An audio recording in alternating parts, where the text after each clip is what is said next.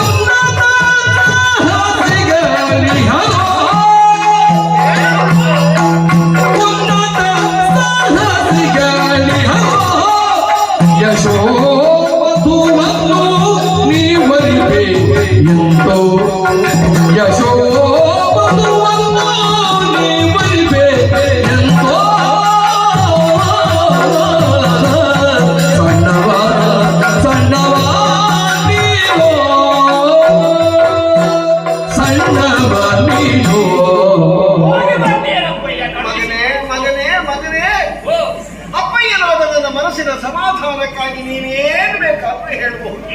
ಆದರೆ ವಾಸ್ತವವನ್ನು ತಿಳಿದ ನಾನು ನಿನ್ನನ್ನು ಹೇಗೆ ಕಳುಹಿಸಲಿ ಹೇಳು? ಸಣ್ಣವ ನೀನು, ಭೂಭುಜರು, ಅನಂತ ವಿಕ್ರಮಿಗಳು, ವಿಕಟ ಪರಾಕ್ರಮಿಗಳು, ಕಡೆಯ ದಿಕ್ಕಿನ ಒಡೆಯನಾದ ಮೃಡನನ್ನಾದರೂ ಹಿಡಿದು ನೀನು ಎತ್ತರವ ಅಂತ ಕೇಳವಲ್ಲ, ಅಗಣಿತ ಗುಣ ವಿಕ್ರಮಿಗಳನ್ನು ಗೆಲ್ಲುತ್ತೇನೆ, ಕೊಲ್ಲುತ್ತೇನೆ, ಸಂಪಾದಿಸ್ತೇನೆ, ಎದೆಬಿಟ್ಟುತ್ತೇನೆ, ಕಿತ್ತೇಳಿಸ್ತೇನೆ ಇತ್ಯಾದಿಗಳನ್ನೆಲ್ಲ ನೀನು ಹೇಳುವಾಗ ಮಗನೇ, ಹಸಿದ ಹೆಬ್ಬುಲಿಯ ಗುಹಿಯೊಳಗೆ ಇಳೆಯರುವಂತ ಹೋಗಿ ನೀನೇನು ತುಡುಕುವುದಕ್ಕೆ ನಿಂತರೆ ಅದರ ಹೆಣವೇ ನಾವು ಕಾಣಬೇಕಾದ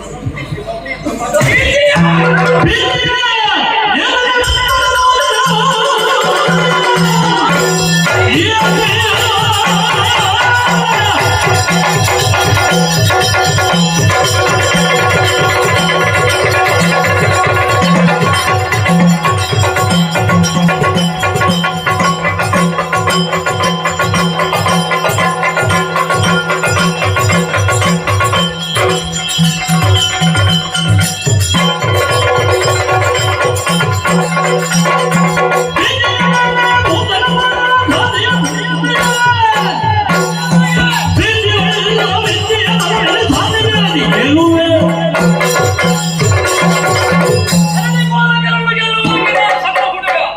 ಅನ್ನುವಂತಹ ಭೀತಿಯೇ ನಿಮಗೆ ದೇವರ ನನಗೆ ಯಾವ ಕಾಲಕ್ಕೂ ಭೀತಿ ವಹಿಸುವುದಕ್ಕಿಲ್ಲ.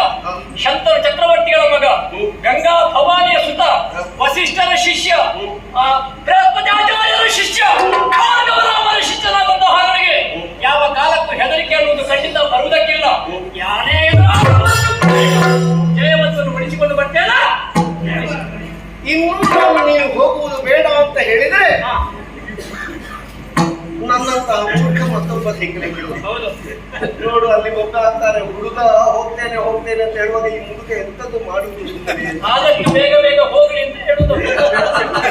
ಮಗನೇ, ನಾರಾಯಣ ನಿನ್ನನ್ನು ಕಾಪಾಡಿ.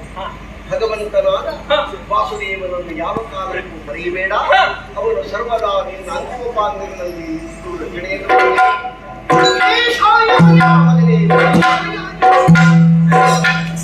ಇನ್ನು ಕಾಲ ಸಿಗಲು ಮಾಡುವುದಕ್ಕಿಲ್ಲ. ನಾವು ಹೊರಡುವುದು ಈಗ, ಆದಷ್ಟು ಬೇಗ ಹೋಗಬೇಕು ಅಂತಾದ್ರೆ ಜಾಗದ ಪರಿಚಯ ಹೇಳಲಿಕ್ಕೆ ಬೇಕಲ್ಲ. ಮಂತ್ರಿ,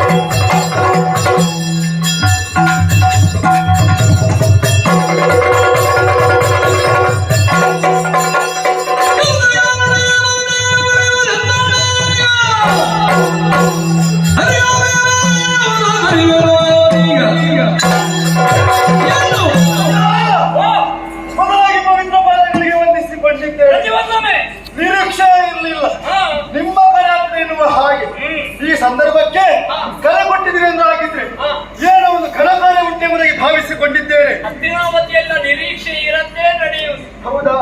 ಹಾಗಿದ್ರೆ ಒಳ್ಳೇದು. ಹಾಗಿದ್ರೆ ನನ್ನಿಂದ ಮಹಾಕಾರ್ಯ ಆಗ್ಬೇಕು ತಾನೆ ಏನೆಂಬುದಾಗಿ ಅಪ್ಪಣೆ ಕೊಟ್ಟಿರಿ ಎಂದಾದ್ರೆ ದಿಗ್ವಿಜಯಕ್ಕಾಗಿ ಹೊರಟಿದ್ದೇನೆ. ಹಾಗೆ ರಾಜ್ಯದ ಪರಿಚಯವನ್ನು ಕಂಡುಕೊಳ್ಳಬೇಕು ಅಂತಾದ್ರೆ ನಾನು ತಿಳಿದವನಲ್ಲ. ಸರಿ, ನಮ್ಮ ಈ ಹಸ್ತಿನೆಯಲ್ಲಿ ತಿಳಿದವಂತ ಹೇಳಿದ್ರೆ ನೀನೆ. ಹಾಗಾಗಿ ಗವರ್ಗಣನಾದಂತಹ ನಿನ್ನನ್ನೇ ಬರಮಾಡಿಸಿದ್ದು. ಸಂತೋಷವಾಗಿ ದಿಗ್ವಿಜಯಕ್ಕೆ ಹೋಗುವಾಗ